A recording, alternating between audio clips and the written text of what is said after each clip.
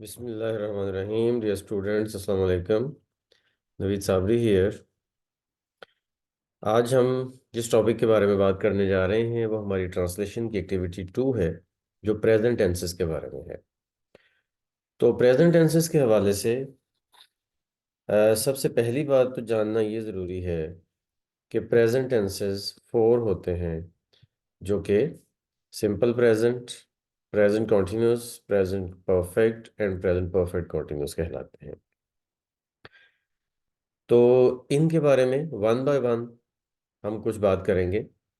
लेकिन ये हमें पहले से पता होना चाहिए कि इस लेक्चर में हमारा फोकस इन टेंसेस के ट्रांसलेशन की चीज़ों के ऊपर ज़्यादा होगा. तो सिंपल प्रेजेंट टेंस जो है उसमें ये एक टेबल आपके सामने है. सिंपल प्रेजेंट टेंस में एक्टिव वॉइस का स्ट्रक्चर अलग से बताया गया है, पैसिव वॉइस का अलग से बताया गया है और उसके फंक्शंस अलग से बताए गए हैं.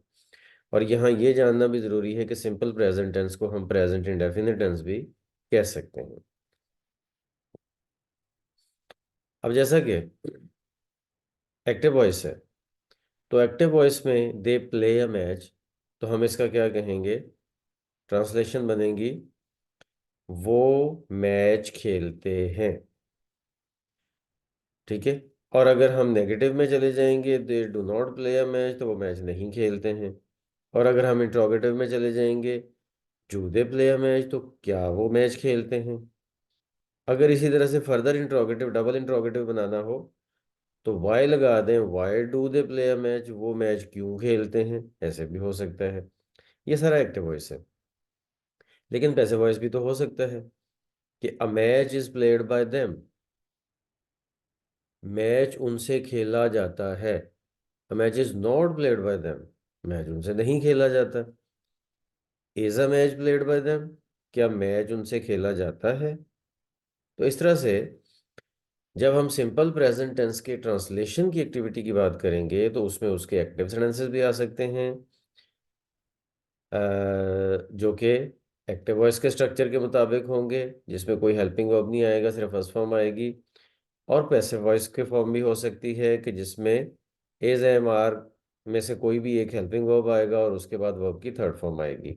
एंड अकॉर्डिंगली आप इसमें देख सकते हैं ये स्ट्रक्चर आपको इसमें हेल्प करेगा. बाकी जहाँ तक इसमें फंक्शन की बात है कि किस तरह की वर्ड्स इसमें आते हैं या किस तरह की सिचुएशंस इसमें आती हैं, तो वो रूटीन एक्शन है या टाइम और कंडीशन क्लॉज है कि जो फ्यूचर मीनिंग देती है, या pre planned official future action भी हो सकता है.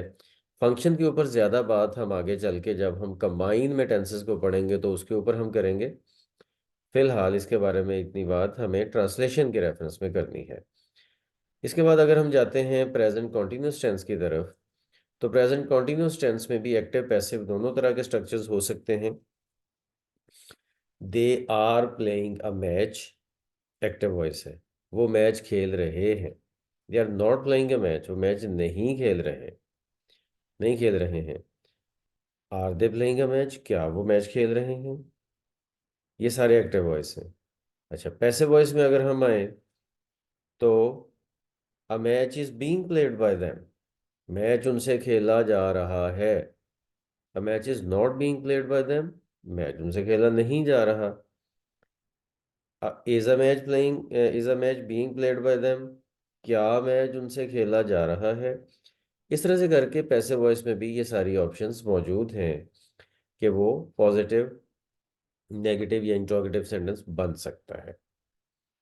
अच्छा, और ये इनके फंक्शंस जो होते हैं वो ये है कि कोई काम अभी इस वक्त हो रहा है और कोई छोटा काम है, उसके लिए भी ये टेंस आता है. कोई लॉन्ग एक्शन है जो इन दिनों में हो रहा है, उसके लिए भी आता है. और कोई pre planned personal future action है, उसके लिए भी ये आता है. और things changing over a long period of time, जो चीज़ें जो हैं वो आहिस्ता आहिस्ता चेंज हो रही हैं और होती चली जा रही हैं, जैसा कि क्लाइमेट चेंज या इस टाइप की बात करनी हो, तो फिर भी प्रेजेंट कंटिन्यूअस टेंस आ सकता है.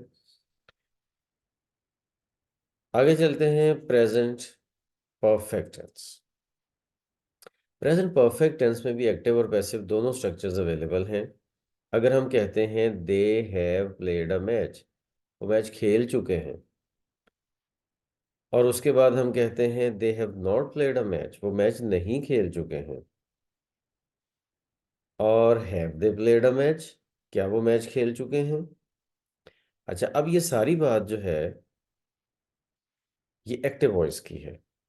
जब हम पैसिव वॉइस में आते हैं तो पैसिव वॉइस में a match has been played by them, match उनसे खेला जा चुका है। A match has not been played by them, match उनसे खेला नहीं जा चुका है। Has a match been played by them, क्या मैच उनसे खेला जा चुका है। यहाँ पे ये नोट करने की ज़रूरत है कि अगर सब्जेक्ट दे है तो हैव आएगा, ठीक है, जो एक्टिव वॉइस में हमारे सामने है। जब ये पैसिव वॉइस में जाएगा ये सेंटेंस, तो पैसिव वॉइस में हमारा जो ऑब्जेक्ट है जो स्टार्ट में आया है मैच, क्योंकि वो स्टार्ट में आ गया तो फिर उसके मुताबिक हेल्पिंग वर्ब लगेगा और वो हैज़ होगा। ठीक है, तो इस तरह से इसमें भी एक्टिव पैसिव दोनों चीज़ें पॉसिबल होती हैं। और ये एक ऐसा एक्शन होता है कि जो पास्ट में कंप्लीट तो हो गया है लेकिन उसका इम्पैक्ट अभी प्रेजेंट के ऊपर बाकी है। इसी तरह से प्रेजेंट परफेक्ट कंटिन्यूअस टेंस अगर हम देखते हैं तो इसमें सिर्फ एक्टिव वॉइस ही होता है, इसमें पैसिव वॉइस पॉसिबल ही नहीं होता। ठीक है, ये जो कंटिन्यूअस का वर्ड है ना, अमेरिकन राइटर्स इसके लिए प्रोग्रेसिव का वर्ड भी यूज करते हैं। तो प्रेजेंट परफेक्ट कंटिन्यूअस टेंस कह दें या प्रेजेंट परफेक्ट प्रोग्रेसिव टेंस कह दें, एक ही बात है।